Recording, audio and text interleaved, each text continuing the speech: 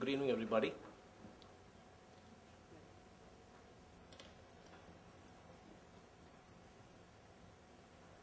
What I'll attempt to do in the next 10 minutes is basically touch the theme.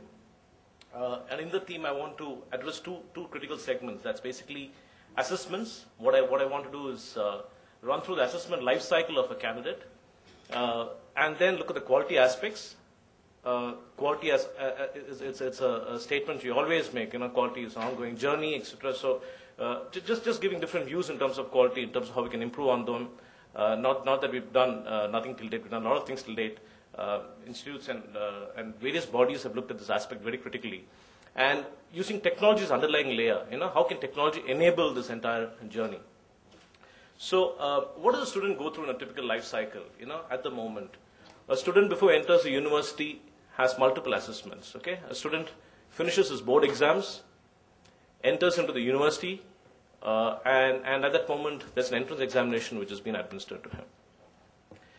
He enters into the university, and then they say that education is a continuum. You can't just assess based on the last end-term examination. So you have various internal examinations which are administered to the candidate. Post that, you have the end-term examination, which is basically a semester examination or an annual examination. End of it all, the student moves out of the university, ready to face the world. The company who's trying to take him in says, hold on, before I welcome you on board, you need to do one more test before I take you in. So in the life cycle of a candidate, there are various assessments which a candidate goes through. So I'm giving a completely different perspective of assessments from the particular topic. My eminent jurists and panelists have covered upon assessment from a university perspective, but I just thought let me take it from a candidate perspective, and try to address certain themes. And try to look at quality aspects of how this might impact the university too. So let me take entrance examinations first of all. There are multiple factors. I mean, each of these particular topics can be covered in sessions itself. So what I'll do is, since the time is very short, I'll try to just give you a quick flavor of what are the typical factors which come into play when you conduct entrance examinations. Why do universities conduct entrance examination itself? Because they feel that it's the right candidate who should come into the university, and they feel that if the university has like 100 seats only, they want the best 100 candidates to leave visit the university. So the factors which come into play basically are, is it the right candidate actually to the examination? A lot of boards at universities have multiple ways in which this is addressed. It's evolved a lot. Attendance sheets, color attendance sheets, signatures, taking stamp pad imprints of the students, fingerprints, etc. Getting forensics experts to look at it. I've been talking to multiple universities and bodies, and I've been understanding how they find out who's the right candidate who's actually writing the examination. So I've been understanding that this is how they do it. Quality of questions, the quality of questions is extremely important from the university perspective. They want the best 100 students to join them. So I'm sure they're going to give a lot of weightage to the quality of questions which they have. So the question basically is that has the questions been reviewed multiple times? Item writing, that means has the question solicited the right response from the candidate? Another aspect, equating of the items. I mean, more and more we're going to see online examinations in entrance. Set into play by multiple people. Maybe we may know entrance examination for the wrong reasons, but it's absolutely not for the wrong reasons. There have been a lot of other institutes that have been going online for the right reasons. So when you have online examination as the way to go, you're going to have equating of the forms, equating of the items, which are very critical in this entire game. So, how do we go about doing that? Can technology enable that? And finally, we're forgetting of the candidate. Does the candidate have a good experience taking examination? The candidate in the AC room, candidate has got the right experience, to administer the examination. So that's the aspect of the entrance examination, a few factors which we could consider.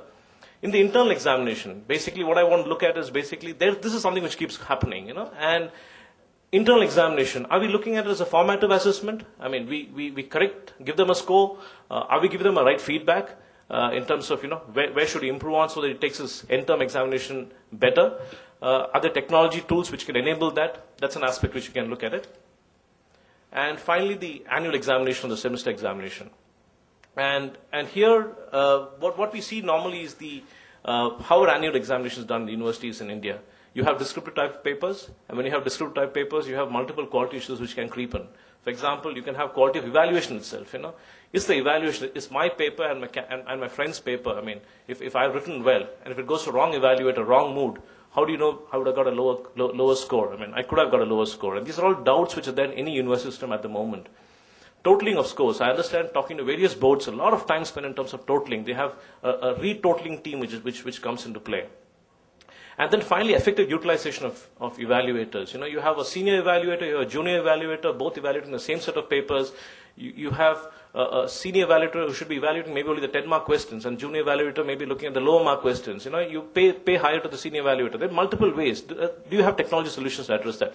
So what we have done is basically, as an organization, Meritrack is in the assessment business, and I work closely with various universities, various bodies, etc., and trying to leverage various places in which technology can come and enable various universities. So the solution which I've spoken about has been utilized by multiple people.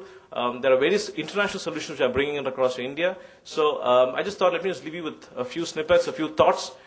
Each of the solutions can be detailed out can be discussed in detail.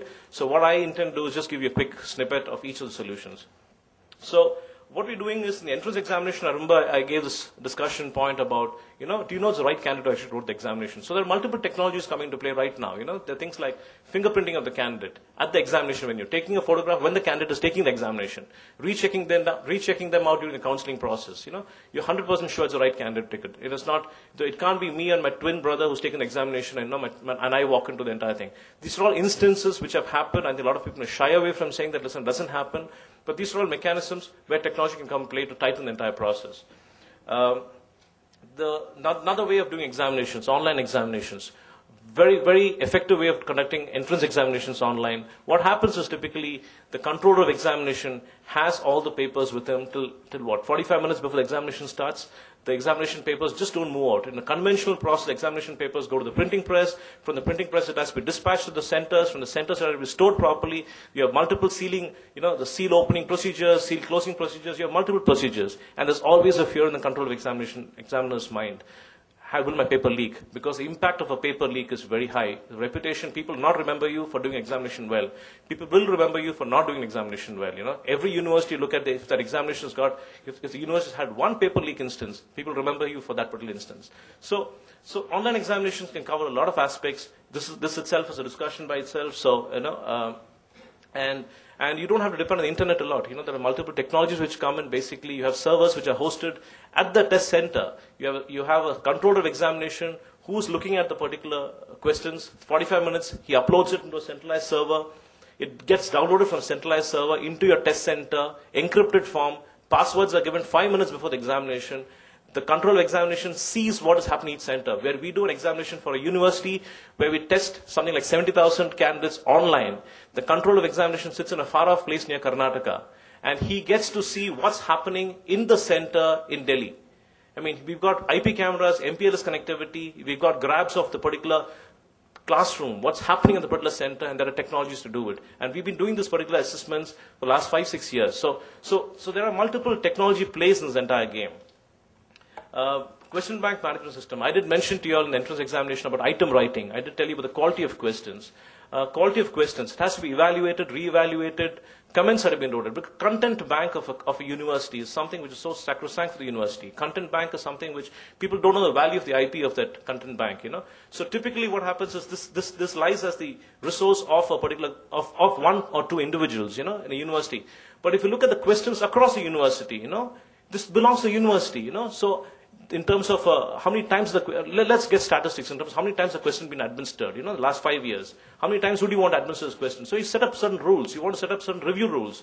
And it is possible with the use of technology. There are question bank management solutions which we use, and question bank management solutions are available in the world, which can enable this entire technology medium. This particular slide, there are multiple slides, but what I want to leave you with the thought here saying that formative assessments, typically we have certain solutions which we're seeing, like after a lecture is over, the candidate moves out. Most of the students have a mobile phone.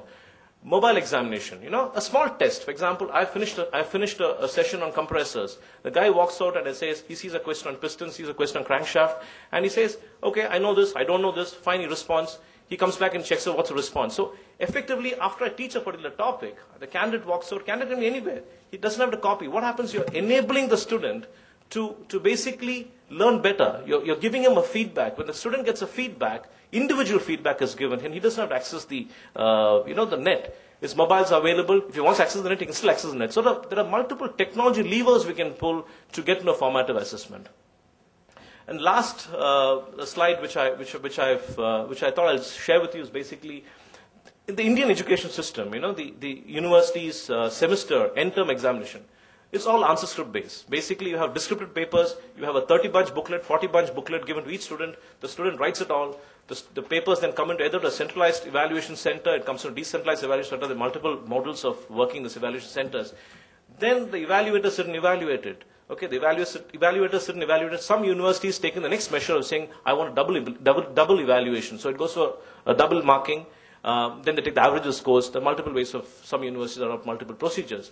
Now, for every time the papers are actually moving around, I know of situations where the papers have got destroyed, the papers have got burnt, and these particular situations, if you have just scanned it and it's available digitally, we set up rubrics, we set up a mechanism in place where for each particular mark, for each particular, there's a system where you take the entire mark schematic. So example, question number 1 should not be given more than 5 marks. There have been instances where professors give accidentally. These are all accident errors. 5 marks become a 6 mark or 7 mark because this is something which is happening, very, very quickly.